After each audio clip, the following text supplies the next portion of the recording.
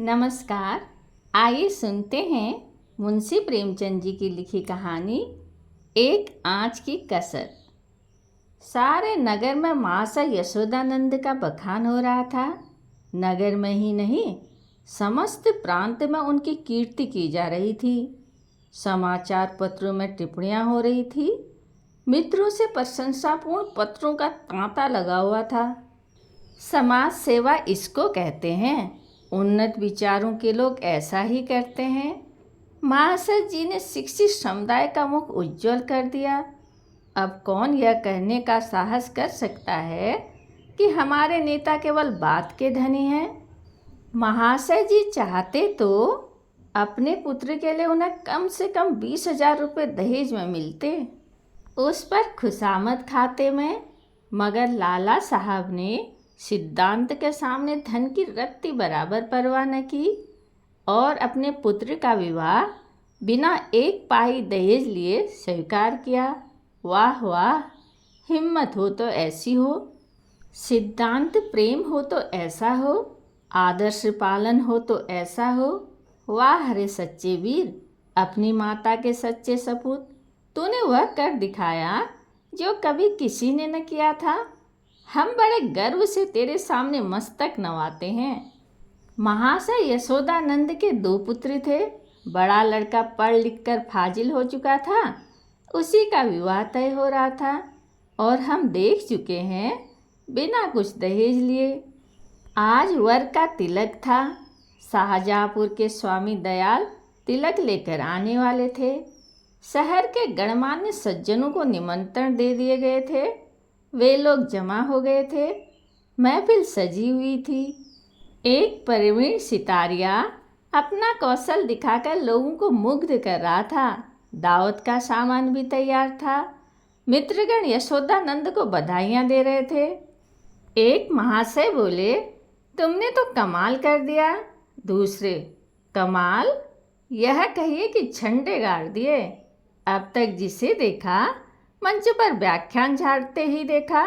जब काम करने का अवसर आता था तो लोग दुम दबा लेते थे। तीसरे, कैसे कैसे बहाने गढ़े जाते हैं। साहब, हमें तो दहेज से सख्त नफरत है। यह मेरे सिद्धांत के विरुद्ध है, पर करूं क्या।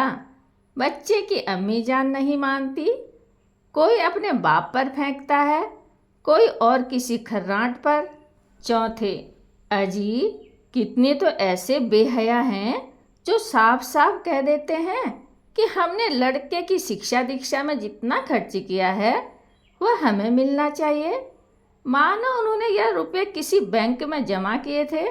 पांचवा, खूब समझ रहा हूँ आप लोग मुझ पर छींटे उड़ा रहे हैं।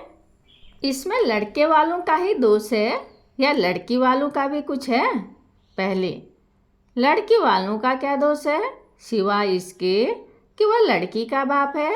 दूसरे, सारा दोष ईश्वर का जिसने लड़कियां पैदा की, क्यों। पांचवें, मैं यह नहीं कहता न सारा दोष लड़की वालों का है न सारा दोष लड़के वालों का है। दोनों ही दोषी हैं। अगर लड़की वाला कुछ न दे तो उसे यह शिकायत करने का कोई अधिकार नहीं है कि डाल क्यों नहीं लाए, सुंदर जोड़े क्यों नहीं लाए, गाजे बाजे पर धूमधाम के साथ क्यों नहीं आए, बताइए। चौथे, हाँ, आपका यह प्रश्न गौर करने लायक है। मेरी समझ में तो ऐसी दशा में लड़के के पिता से यह शिकायत न होनी चाहिए। पांचवें, तो यूँ कहिए कि दहेज की प्रथा के साथ ही दाल, गहने और जोड़ों की प्रथा भी त्याज्य है। केवल दहेज को मिटाने का प्रयत्न करना व्यर्थ है। यशोदानंद, यह भी लेम एक्सक्यूज है। मैंने दहेज नहीं लिया है, लेकिन क्या डाल गहने न ले जाऊंगा। पहले, महाशय आपकी बात निराली है। आप अपनी गिनती हम दुनिया वालों के साथ क्यों करते हैं। आपका स्थान तो देवताओं के साथ है। दूसरा, 20,000 की रकम छोड़ दी, क्या बात है। यशोदानंद, मेरा तो यह निश्चय है कि हमें सदैव प्रिंसिपल पर स्थिर रहना चाहिए। प्रिंसिपल के सामने मनी की कोई वैल्यू नहीं है। दहेज की कुप्रथा पर मैंने खुद कोई व्याख्यान नहीं दिया, शायद कोई नोट तक नहीं लिखा। हर कॉन्फ्रेंस में इस प्रस्ताव को सेकेंड कर चुका हूँ। उसे तोड़ना भी चाहूँ तो आत्मा न तोड़ने देगी। मैं सत्य कहता हूँ, यह रुपये लूँ तो मुझे इतनी मानसिक वेदना होगी कि शायद मैं इस आघात से बच ही न सकूँ। 5वें, आपकी कॉन्फ्रेंस आपको सभापति न बनाए तो उसका घोर अन्याय है। यशोदानंद, मैंने अपनी ड्यूटी कर दी, उसका रिकग्निशन हो या न हो मुझे इसकी परवाह नहीं। इतने में खबर हुई कि वहाँ से स्वामी दयाल आ पहुँचे। लोग उनका अभिवादन करने को तैयार हुए। उन्हें मसनद पर ला बिठाया और तिलक का संस्कार प्रारंभ हो गया।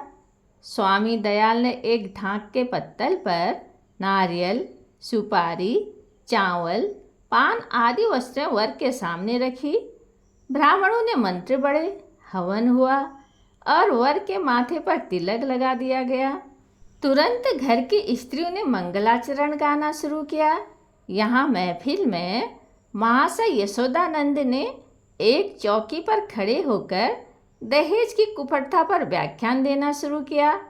व्याख्यान पहले से लिखकर तैयार कर लिया गया था। उन्होंने दहेज की ऐतिहासिक व्याख्या की थी। पूर्व काल में दहेज का नाम भी न था।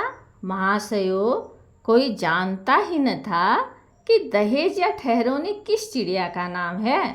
सत्य मानिए, कोई जानता ही न था कि ठहरोनी है क्या चीज़, पशु या पक्षी, आसमान में या ज़मीन में, खाने में या पीने में। बादशाही ज़माने में इस प्रथा की बुनियाद पड़ी।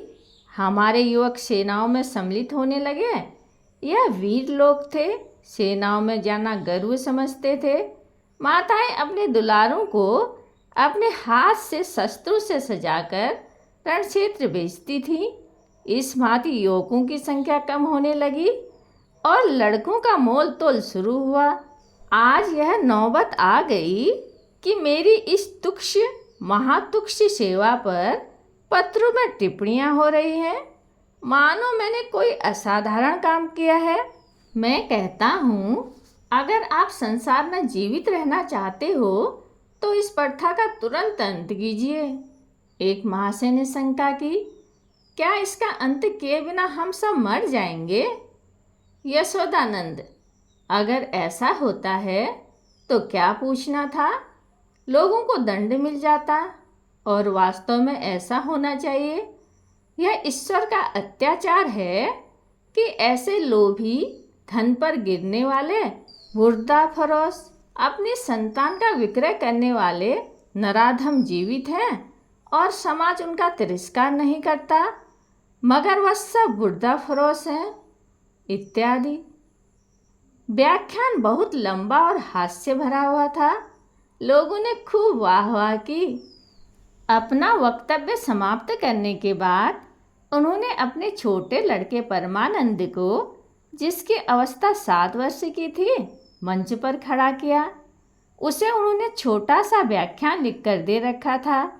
दिखाना चाहते थे कि इस कुल के छोटे बालक भी कितने कुशाग्र बुद्धि हैं। सभा समाज में बालकों से व्याख्यान दिलाने की प्रथा है ही। किसी को कौतूहल न हुआ। बालक बड़ा सुंदर, होनहार, हंसमुख था। मुस्कुराता हुआ मंच पर आया और एक जेब से कागज निकालकर बड़े गर्व के साथ उच्च स्वर में पढ़ने लगा। प्रिय बंधुवर, नमस्कार। आपके पत्र से विदित होता है कि आपको मुझ पर विश्वास नहीं है। मैं ईश्वर को साक्षी करके निवेदन करता हूँ कि निर्दिष्ट धन आपकी सेवा में इतनी गुप्त रीति से पहुँचेगा कि किसी को लेश मात्र भी संदेह न होगा। हाँ, केवल एक जिज्ञासा करने की धृष्टता करता हूँ। इस व्यापार को गुप्त रखने से आपको जो सम्मान और प्रतिष्ठा लाभ होगा और मेरे निकटवर्ती बंधुजनों में मेरी जो निंदा की जाएगी, इसके उपलक्ष्य में मेरे साथ रियायत होगी। मेरा विनीत अनुरोध है कि 25 में से 5 निकालकर मेरे साथ न्याय किया जाए। महाशय यशोदानंद घर में मेहमानों के लिए भोजन परोसने का आदेश करने गए थे। निकले तो यह वाक्य उनके कान में पड़ा, 25 में से 5 निकालकर मेरे साथ न्याय कीजिए। चेहरा फक हो गया।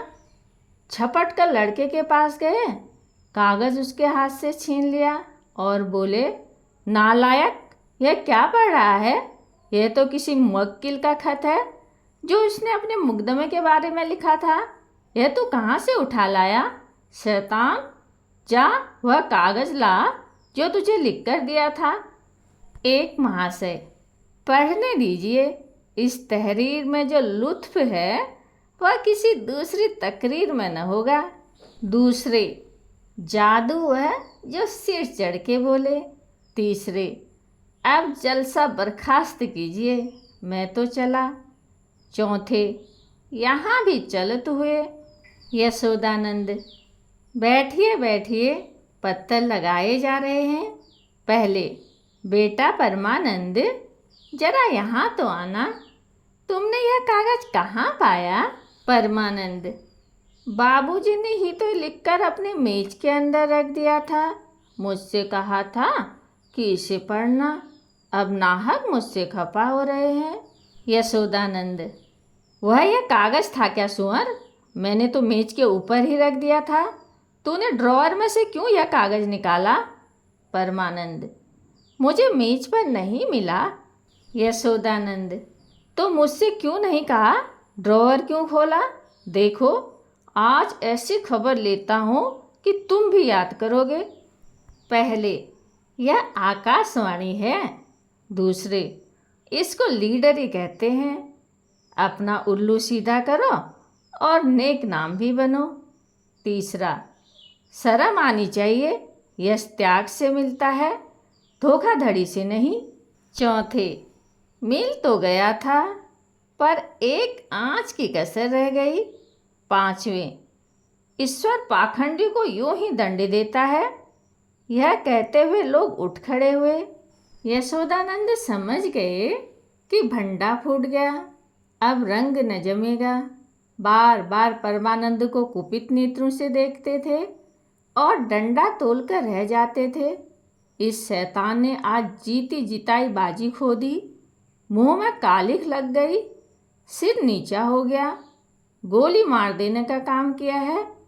उधर रास्ते में मित्र वर्ग यूं टिप्पणियां करते जा रहे थे।